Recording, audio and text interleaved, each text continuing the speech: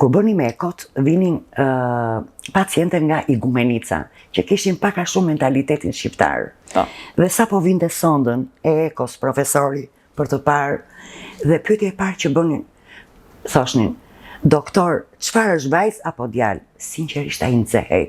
E linte sondën, po, ai nxehej dhe ju thoshte, dhe me shumë të drejtë në fakt, ju lutem, pyesni mirë fëmia. Ai ka kokën, ai ka dorën, ai ka këmbën, ai ka zemrën, ai ka organet të gjitha.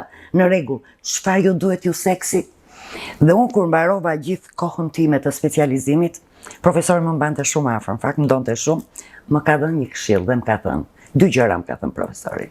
E para, kur mos e trego gjinin, dhe më thoshte për dy arsye. Gruaja mund ta doj djalë, ka vajzë, do mërzitet dhe kjo ndikon në shtatzani. Po dhe partneri, e ka vajzë e do djalë, do futet një sherrë në thonjzat të themi në çift. E para, dhe këshilla e dytë më ka thënë, çdo grua shtatzan që do të futet në derë, do i çohesh në këmbë. Ky podcast është prodhim i Onovos.